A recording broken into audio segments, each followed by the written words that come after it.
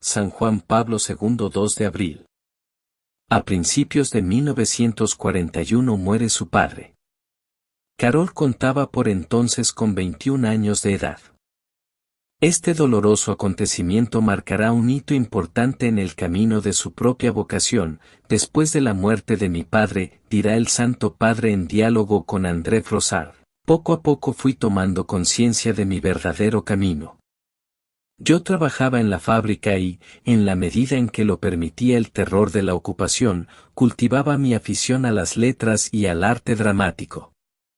Mi vocación sacerdotal tomó cuerpo en medio de todo esto, como un hecho interior de una transparencia indiscutible y absoluta. Al año siguiente, en otoño, sabía ya que había sido llamado. Veía claramente que era lo que debía abandonar y el objetivo que debía alcanzar sin una mirada atrás. Sería sacerdote. Habiendo escuchado e identificado con claridad el llamado del Señor, Carol emprende el camino de su preparación para el sacerdocio, ingresando al seminario clandestino de Cracovia, en 1942. Dadas las siempre difíciles circunstancias, el hecho de su ingreso al seminario, que se había establecido clandestinamente en la residencia del arzobispo metropolitano, futuro cardenal Adam Stepan Sapieha, debía quedar en la más absoluta reserva, por lo que no dejó de trabajar como obrero en Solvay. Años de intensa formación transcurrieron en la clandestinidad hasta el 18 de enero de 1945, cuando los alemanes abandonaron la ciudad ante la llegada de la Armada Roja. El 1 de noviembre de 1946, fiesta de Todos los Santos, llegó el día anhelado. Por la imposición de manos de su obispo, Carol participaba desde entonces y para siempre, del sacerdocio del Señor. De inmediato el padre Wojtyła fue enviado a Roma para continuar en el Angelicum sus estudios teológicos. 2 años más tarde, culminados excelentemente los estudios previstos, vuelve a su tierra natal, regresaba de Roma a Cracovia, dice el Santo Padre en Don y Misterio, con el sentido de la universalidad de la misión sacerdotal, que sería magistralmente expresado por el Concilio Vaticano II, sobre todo en la Constitución dogmática sobre la Iglesia, Lumen Gentium. No solo el obispo, sino también cada sacerdote debe vivir la solicitud por toda la Iglesia y sentirse, de algún modo, responsable de ella. Como vicario fue destinado a la parroquia de Niegowic, donde además de cumplir con las obligaciones pastorales propias de la parroquia, asumió la enseñanza del curso de religión en 5 escuelas elementales. Pasado un año fue trasladado a la parroquia de San Florián. Entre sus nuevas labores pastorales le tocó hacerse cargo de la pastoral universitaria de Cracovia. Semanalmente iba disertando para la juventud universitaria sobre temas básicos que tocaban los problemas fundamentales sobre la existencia de Dios y la espiritualidad del ser humano, temas que eran necesarios profundizar junto con la juventud en el contexto del ateísmo militante, impuesto por el régimen comunista de turno en el gobierno de Polonia. 2 años después, en 1951, el nuevo arzobispo de Cracovia, Mons. Eugeniusz Basiak, quiso orientar la labor del padre Wojtyła más hacia la investigación y la docencia. No sin un gran sacrificio de su parte, el padre Carol hubo de reducir notablemente su trabajo pastoral para dedicarse a la enseñanza de ética y teología moral en la Universidad Católica de Lublin. A él se le encomendó la cátedra de ética. Su labor docente la ejerció posteriormente también en la Facultad de Teología de la Universidad Estatal de Cracovia. Nombrado obispo por el Papa Pío XII, fue consagrado el 23 de septiembre de 1958. Fue entonces destinado como obispo auxiliar a la diócesis de Cracovia, quedando a cargo de la misma en 1964. 2 años después, la diócesis de Cracovia sería elevada al rango de arquidiócesis por el Papa Pablo VI. Su labor pastoral como obispo estuvo marcada por su preocupación y cuidado para con las vocaciones sacerdotales. En este sentido, su infatigable labor apostólica y su intenso testimonio sacerdotal dieron lugar a una abundante respuesta de muchos jóvenes que descubrieron su llamado al sacerdocio y tuvieron el coraje de seguirlo.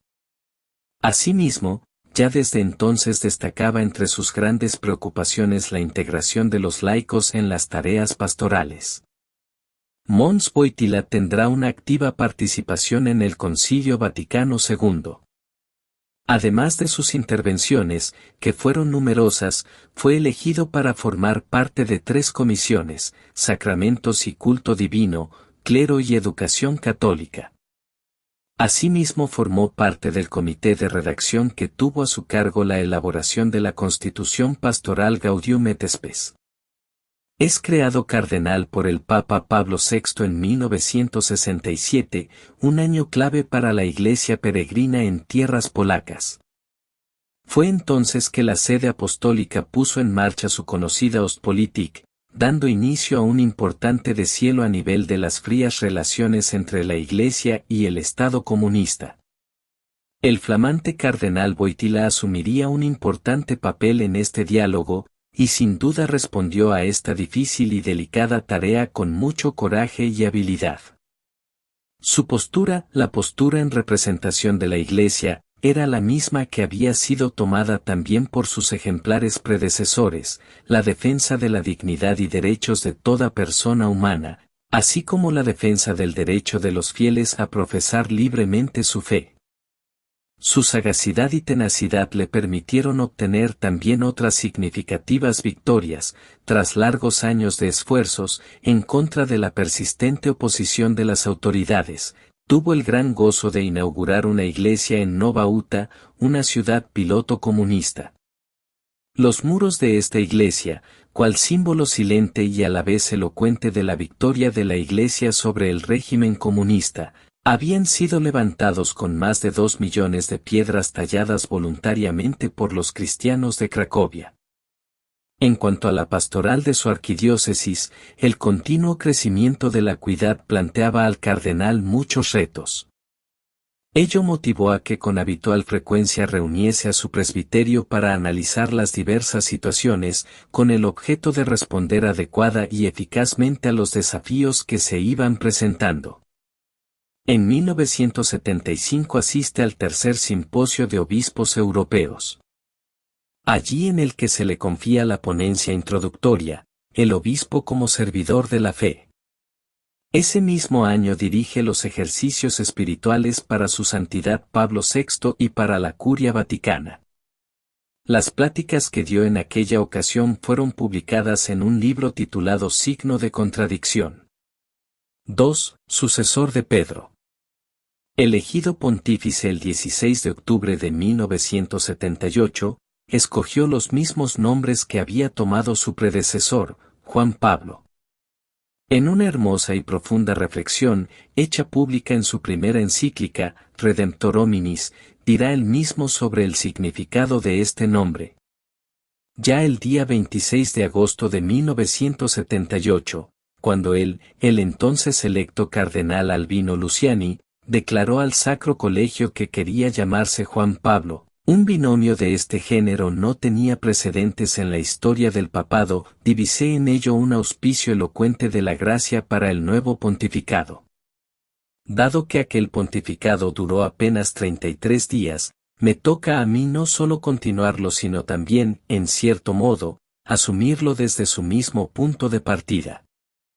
Esto precisamente quedó corroborado por mi elección de aquellos 2 nombres. Con esta elección, siguiendo el ejemplo de mi venerado predecesor, deseo al igual que él expresar mi amor por la singular herencia dejada a la Iglesia por los pontífices Juan XIII y Pablo VI y al mismo tiempo mi personal disponibilidad a desarrollarla con la ayuda de Dios. A través de estos 2 nombres y 2 pontificados conecto con toda la tradición de esta sede apostólica, con todos los predecesores del siglo XX y de los siglos anteriores, enlazando sucesivamente, a lo largo de las distintas épocas hasta las más remotas, con la línea de la misión y del ministerio que confiere a la sede de Pedro un puesto absolutamente singular en la Iglesia. Juan 13 y Pablo 6 constituyen una etapa a la que deseo referirme directamente como a umbral, a partir del cual quiero, en cierto modo en unión con Juan Pablo I, proseguir hacia el futuro, dejándome guiar por la confianza ilimitada y por la obediencia al Espíritu que Cristo ha prometido y enviado a su Iglesia.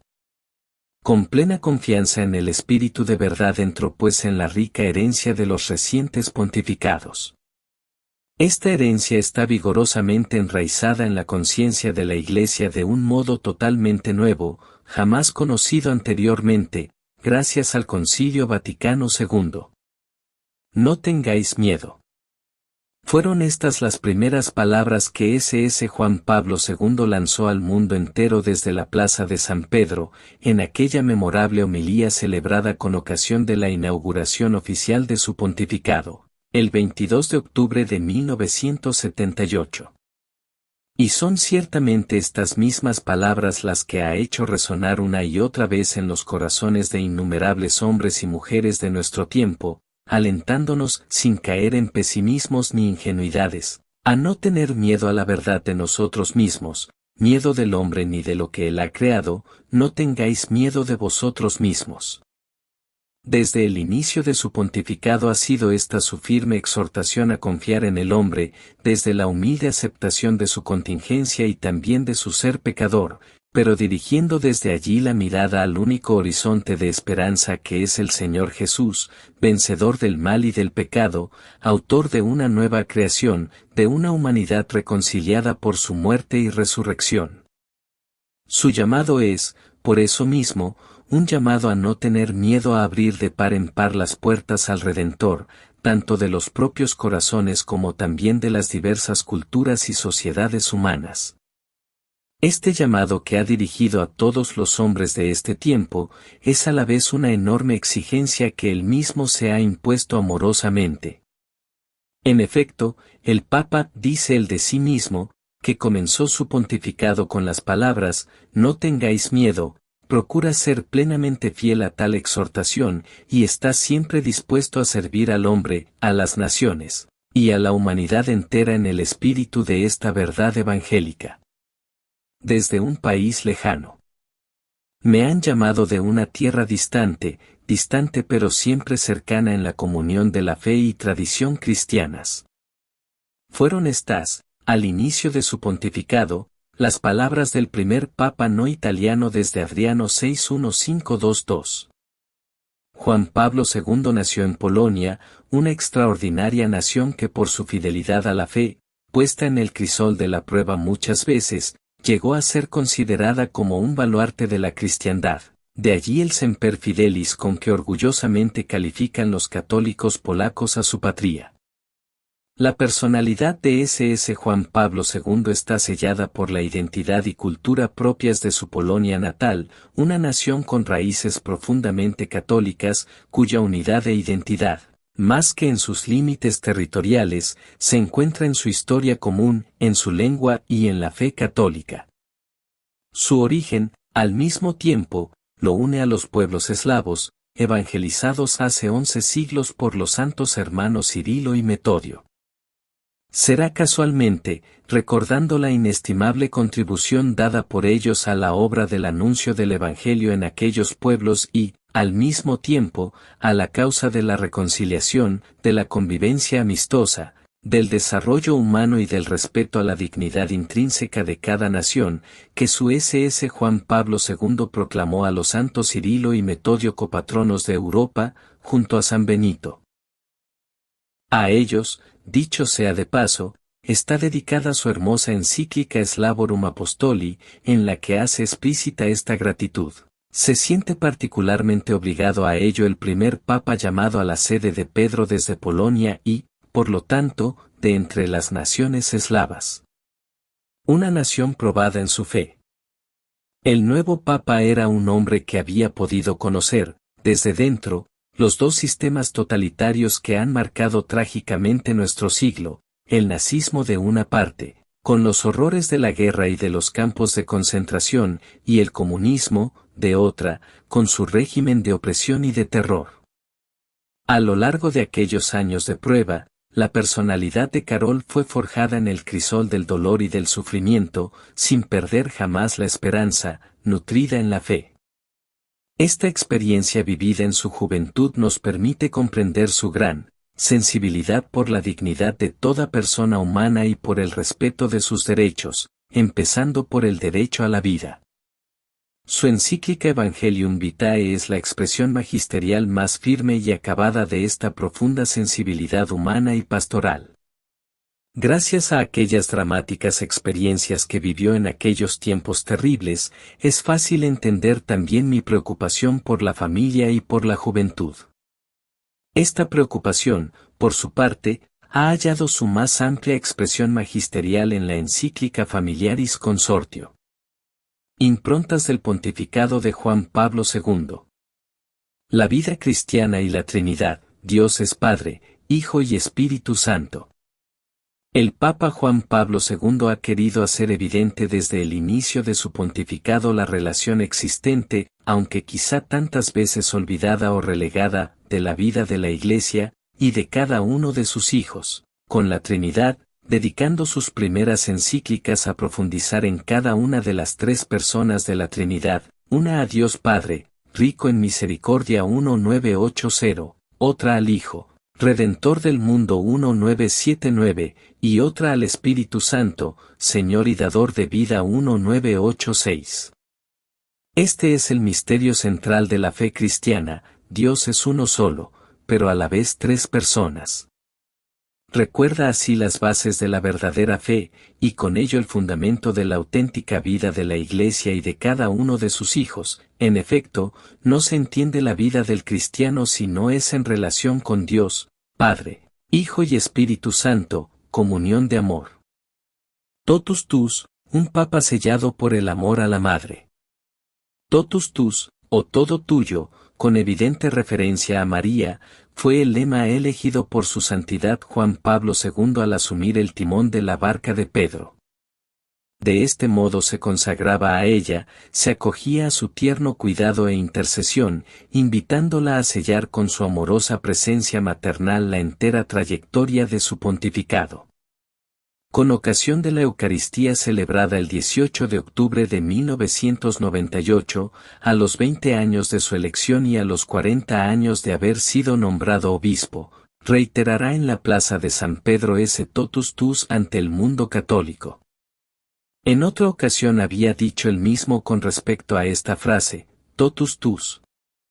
Esta fórmula no tiene solamente un carácter piadoso, no es una simple expresión de devoción, es algo más. La orientación hacia una devoción tal se afirmó en mí en el periodo en que, durante la Segunda Guerra Mundial, trabajaba de obrero en una fábrica.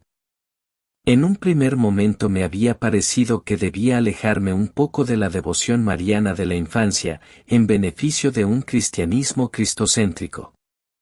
Gracias a San Luis Grignon de Montfort comprendí que la verdadera devoción a la Madre de Dios es, sin embargo, cristocéntrica, más aún, que está profundamente radicada en el misterio trinitario de Dios, y en los misterios de la encarnación y la redención. Así pues, redescubrí con conocimiento de causa la nueva piedad mariana, y esta forma madura de devoción a la Madre de Dios me ha seguido a través de los años, sus frutos son la Redemptoris Mater y la Mulieris Dignitatem.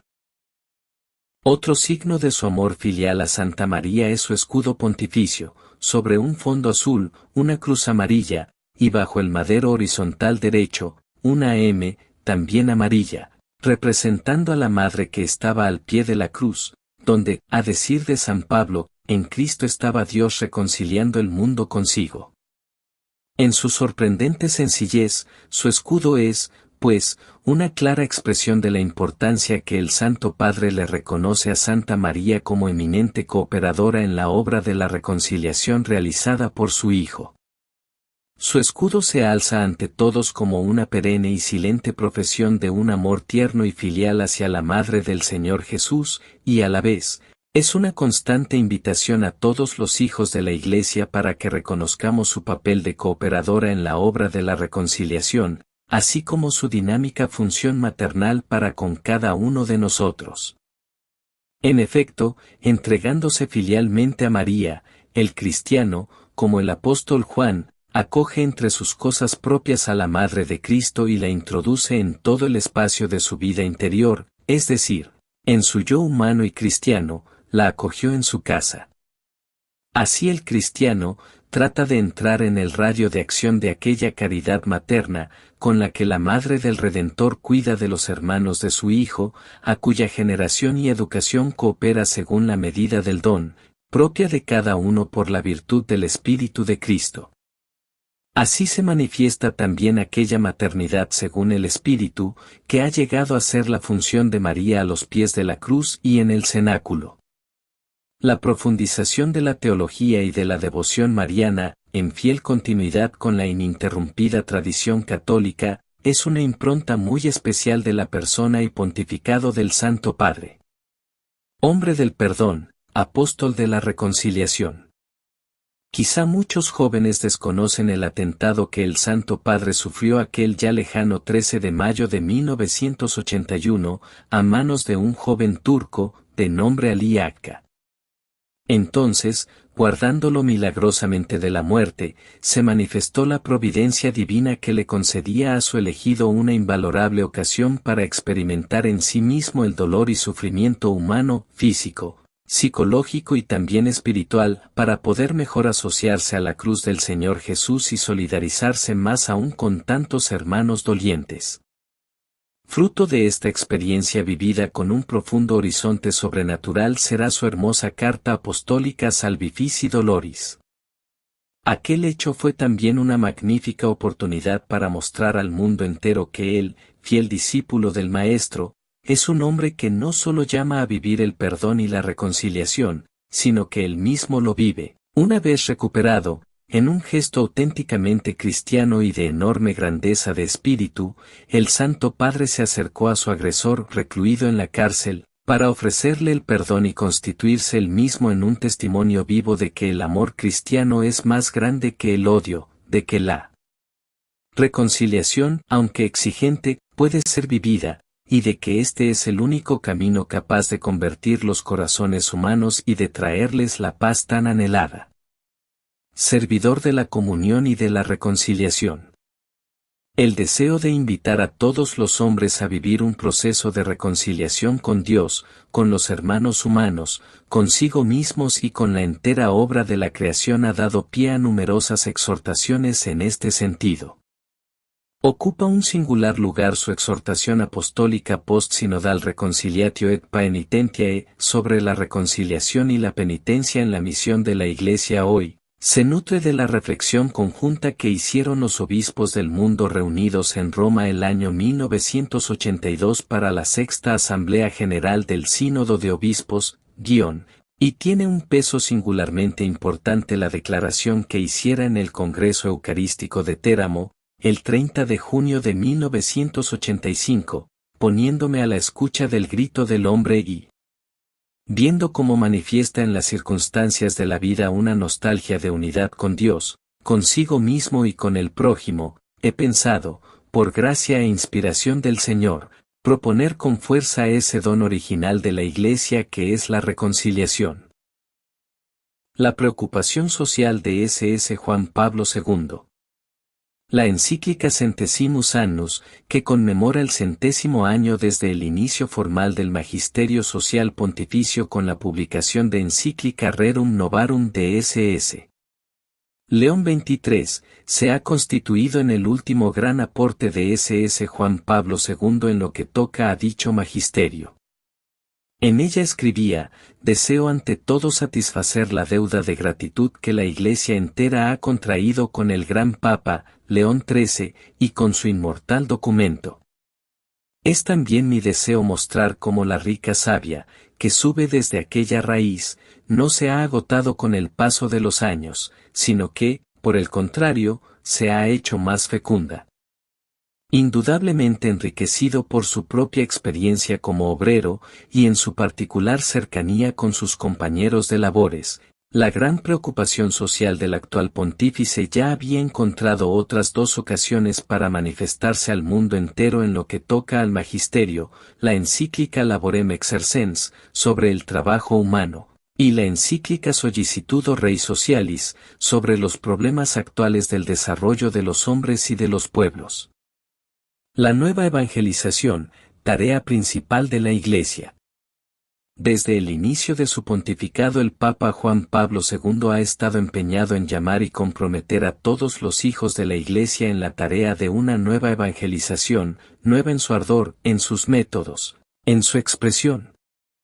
Pero, como recuerda el Santo Padre, si a partir de la Evangelii Nuntiandi se repite la expresión nueva evangelización, eso es solamente en el sentido de los nuevos retos que el mundo contemporáneo plantea a la misión de la Iglesia.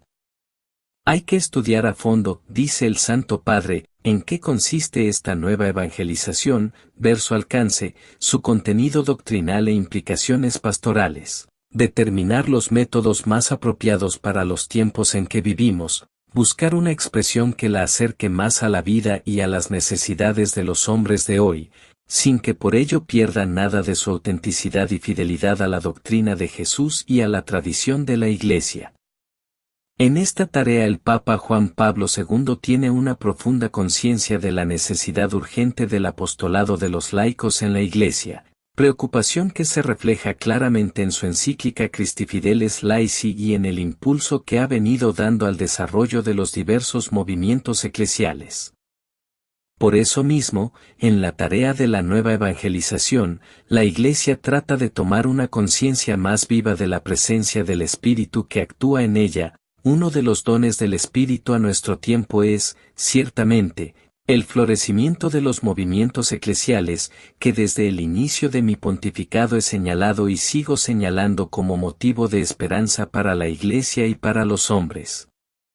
Pero ese Juan Pablo II no entiende la nueva evangelización simplemente como una misión hacia afuera, la misión hacia adentro, es decir, la reconciliación vivida en el ámbito interno de la misma Iglesia, ha sido también destacada por el Santo Padre como una urgente necesidad y tarea, pues ella es un signo de credibilidad para el mundo entero. Desde esta perspectiva hay que comprender también el fuerte empeño ecuménico alentado por el Santo Padre, muy en la línea del rumbo marcado por los pontífices precedentes y por los padres conciliares. Que todos sean uno.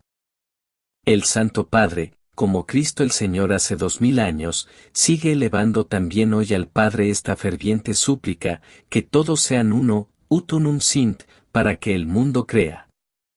Como incansable artesano de la reconciliación, el actual sucesor de Pedro ha venido trabajando desde el inicio de su pontificado por lograr la unidad y reconciliación de todos los cristianos entre sí, sin que ello signifique de ningún modo claudicar a la verdad. El diálogo, dijo su santidad a los obispos austriacos, en 1998, a diferencia de una conversación superficial, tiene como objetivo el descubrimiento y el reconocimiento común de la verdad. La fe viva, transmitida por la Iglesia Universal, representa el fundamento del diálogo para todas las partes. Quien abandona esta base común elimina de todo diálogo en la Iglesia la posibilidad de convertirse en diálogo de salvación. Nadie puede desempeñar sinceramente un papel en un proceso de diálogo si no está dispuesto a exponerse a la verdad y a crecer en ella. Renovado impulso a la catequesis. Como dice el Santo Padre, la encíclica Redemptoris Missio quiere ser, después de la Evangelii Nuntiandi, una nueva síntesis de la enseñanza sobre la evangelización del mundo contemporáneo. Por otro lado, la exhortación apostólica Catechesi Tredendae es un intento, ya desde el inicio de su pontificado, de dar un nuevo impulso a la labor pastoral de la catequesis. El Santo Padre, desde que asumió su pontificado, ha mantenido las catequesis de los miércoles iniciadas por su predecesor Pablo VI. En ellos ha desarrollado principalmente el contenido del credo. En este mismo sentido el Catecismo de la Iglesia Católica, aprobado por el Santo Padre en 1992, ha querido ser, el mejor don que la Iglesia puede hacer a sus obispos y a todo el pueblo de Dios, teniendo en cuenta que es un valioso instrumento para la nueva evangelización, donde se compendia toda la doctrina que la Iglesia ha de enseñar. El Papa Peregrino. Quizá más de uno se ha preguntado sobre el sentido de los numerosos viajes apostólicos que ha realizado el Santo Padre, más de 200, contando sus viajes al exterior como al interior de Italia. En nombre de toda la Iglesia, siento imperioso el deber de repetir este grito de San Pablo: predicar el Evangelio no es para mí ningún motivo de gloria, es más bien un deber que me incumbe, y, ay de mí si no predicara el Evangelio. Desde el comienzo de mi pontificado he tomado la decisión de viajar hasta los últimos confines de la tierra para poner de manifiesto la solicitud misionera, y precisamente el contacto directo con los pueblos que desconocen a Cristo me ha convencido aún más de la urgencia de tal actividad, a la cual dedico la presente encíclica, Redemptoris Missio.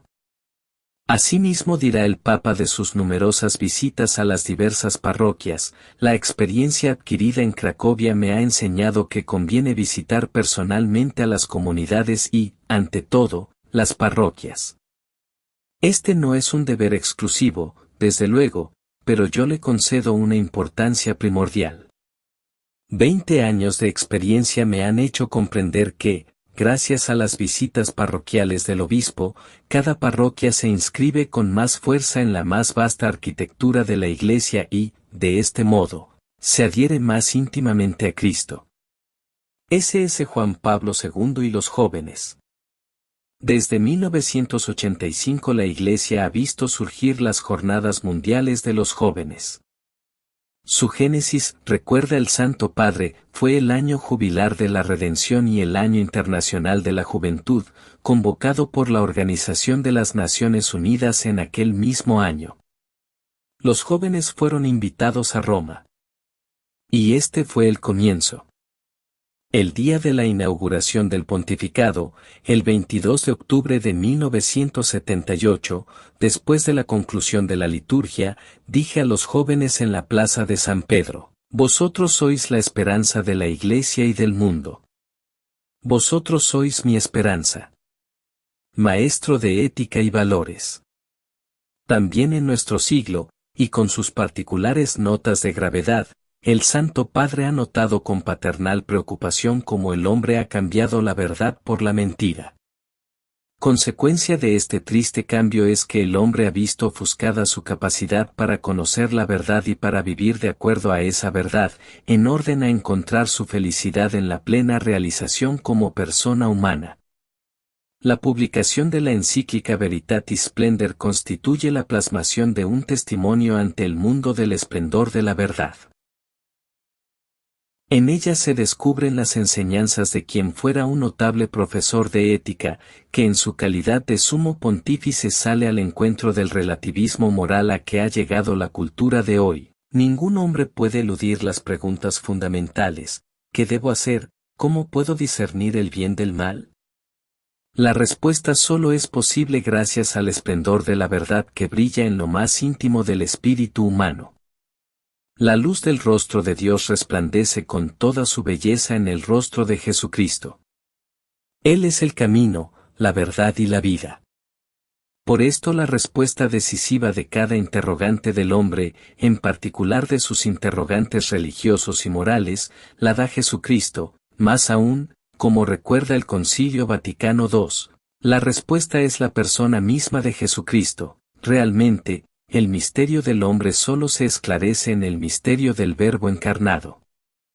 A lo largo de toda su encíclica el Santo Padre, con desarrollos magistrales, se ocupa de presentar un horizonte ético, en íntima conexión con la verdad sobre el hombre, para el pleno desarrollo de la persona humana en respuesta al designio divino. Incansable servidor de la fe y de la verdad.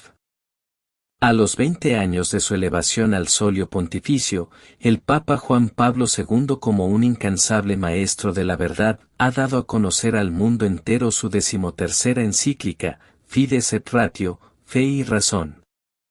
En ella presenta en forma positiva la búsqueda de la verdad que nace de la naturaleza profunda del ser humano.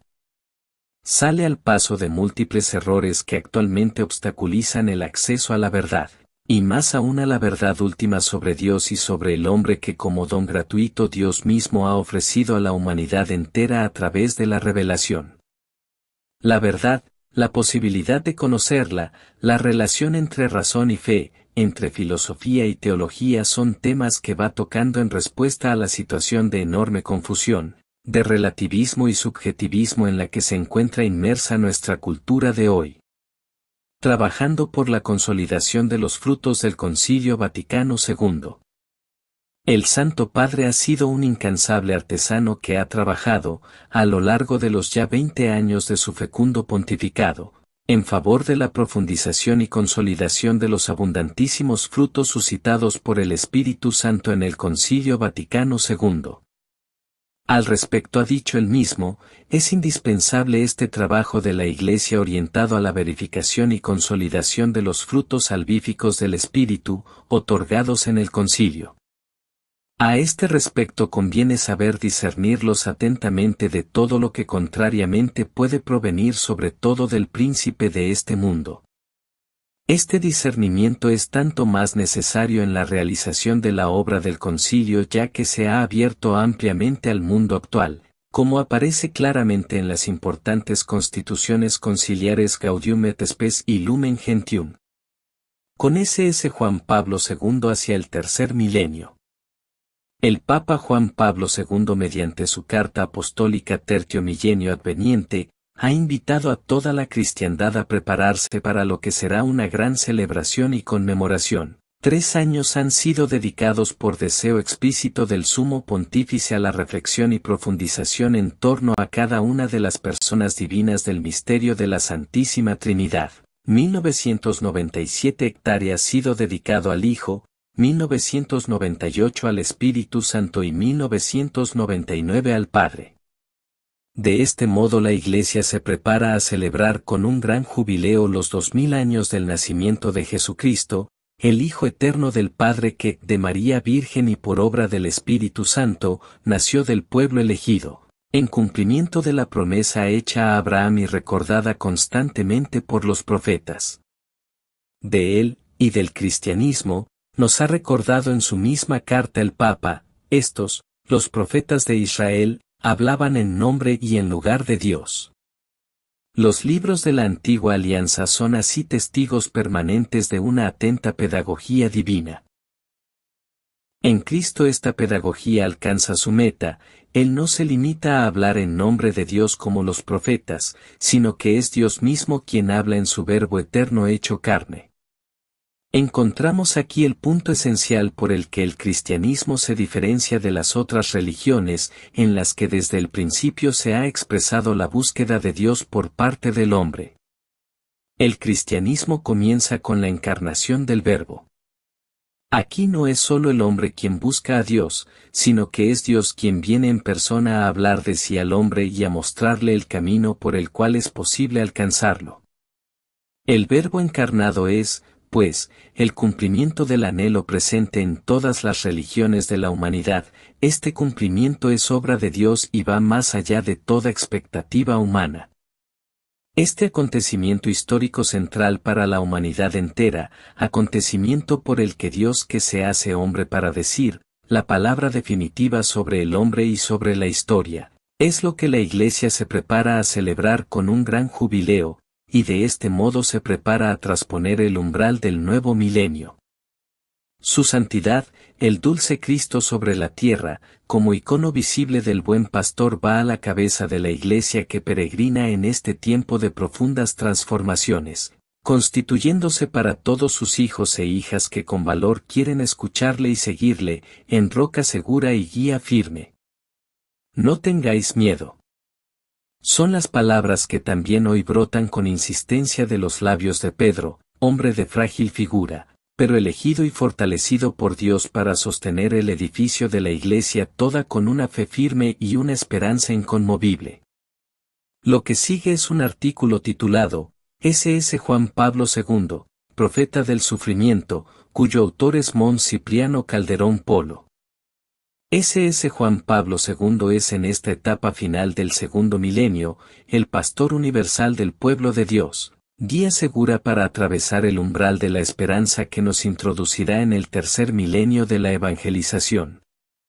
¿Cómo se presenta al mundo de hoy el Papa en esta encrucijada decisiva de la historia?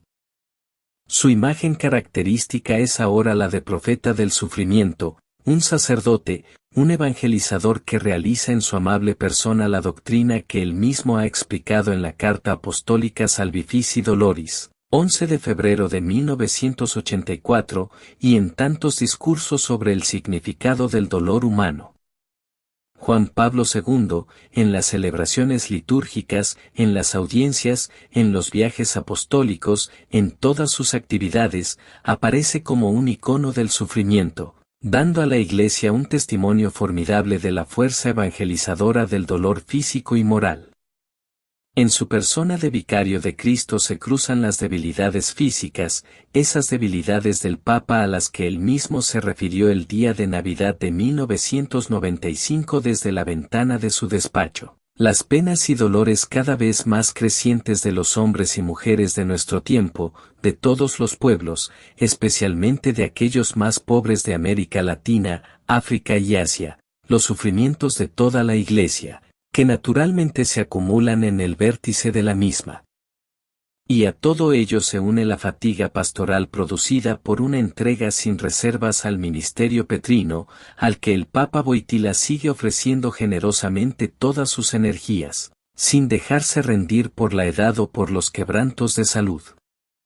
El Santo Padre camina hacia el año 2000, al frente de la humanidad, llevando la cruz de Jesús. Así se parece más al Divino Redentor. Él mismo lo ha hecho notar en una alocución dominical, Angelus, pronunciada desde su habitación del Hospital Gemelli. ¿Cómo me presentaré yo ahora, comentaba, a los potentes del mundo y a todo el pueblo de Dios? Me presentaré con lo que tengo y puedo ofrecer, con el sufrimiento. He comprendido, decía, que debo conducir a la Iglesia de Cristo hacia el tercer milenio, con la oración, con múltiples iniciativas, como la que actualmente está viviendo toda la Iglesia, un trienio de preparación propuesto en su carta Tertium Millennium Appeniente, pero he visto que esto no basta, necesito llevarla también con el sufrimiento. Nació al reino de Dios. El 2 de abril de 2005, el 28 de junio del mismo año se inició su causa para la beatificación, misma que se realizó el 1 de mayo, segundo domingo de Pascua del año 2011, Día de la Divina Misericordia, en ceremonia presidida por S.S. Benedicto XVI. Primer milagro, la beatificación. El milagro que permitió la beatificación del Papa Juan Pablo II fue la sanación de la religiosa francesa Maurice Aimon-Pierre, que padecía de Parkinson, la enfermedad que durante años padeció el extinto pontífice. Maurice Aimon-Pierre, nacida en 1962, perteneciente a la Congregación de las Hermanitas de las Maternidades Católicas, trabaja actualmente en la maternidad de la Sainte Félicité, en el distrito número 15 de París. A Maurice Aimon-Pierre le diagnosticaron los trastornos neurológicos propios de esa enfermedad en junio de 2001. A continuación, podrán leer el testimonio de la hermana Maurice Aimon-Pierre. Estaba enferma de Parkinson. Me fue diagnosticado en junio de 2001. La enfermedad me había afectado toda la parte derecha del cuerpo, causándome una serie de dificultades. Después de 3 años, de una fase inicial lentamente progresiva de la enfermedad, se agravaron los síntomas, se acentuaron los temblores, la rigidez, los dolores y el insomnio. Desde el 2 de abril de 2005, comencé a empeorar de semana en semana, me debilitaba de día en día, no conseguía escribir, soy zurda, y, si intentaba hacerlo, lo que escribía era difícilmente legible. No conseguía conducir el coche, salvo en trayectos muy breves, porque mi pierna izquierda se bloqueaba a veces durante mucho rato y la rigidez no me permitía conducir. Para desarrollar mi trabajo en el ámbito hospitalario necesitaba además siempre mucho tiempo. Estaba totalmente exhausta. Después del diagnóstico, me era difícil ver a Juan Pablo II en televisión, pero me sentía muy cercana a él en la oración, y sabía que podía entender lo que yo vivía. Admiraba su fuerza y su coraje, que me estimulaban a no rendirme y a amar este sufrimiento. Solo el amor habría dado sentido a todo ello. Era una lucha cotidiana, pero mi único deseo era vivirla en la fe y de aceptar con amor la voluntad del Padre. Era la Pascua de 2005, y deseaba ver a nuestro Santo Padre en televisión, porque en mi interior sabía que sería la última vez que iba a poder hacerlo. Durante toda la mañana me preparé para aquel encuentro. Él me mostraba lo que yo sería al cabo de algunos años. Era muy duro para mí, que era tan joven. Pero un imprevisto no me permitió verlo. La tarde del 2 de abril de 2005, estaba reunida toda la comunidad para participar en la vigilia de oración en la Plaza de San Pedro, transmitida en directo por la televisión francesa de la diócesis de París, KTO. Cuando fue anunciada la muerte de Juan Pablo II se me vino el mundo encima. Había perdido al amigo que me entendía y que me daba la fuerza de seguir adelante. Notaba en aquellos días la sensación de un gran vacío, pero sentía la certeza de su presencia viva. El 13 de mayo, fiesta de Nuestra Señora de Fátima, el Papa Benedicto XVI anunció oficialmente el comienzo de la causa de beatificación y canonización del siervo de Dios Juan Pablo II. A partir del 14 de mayo, las hermanas de todas las comunidades francesas y africanas de mi congregación pidieron la intercesión de Juan Pablo II para mi curación. Rezaron incansablemente hasta que llegó la noticia de la curación. Yo estaba de vacaciones en aquellos días. El 26 de mayo, concluido el tiempo de descanso, volví a la comunidad, totalmente exhausta a causa de la enfermedad. Si crees, verás la gloria de Dios. Este es el fragmento del Evangelio de San Juan que me acompaña desde el 14 de mayo.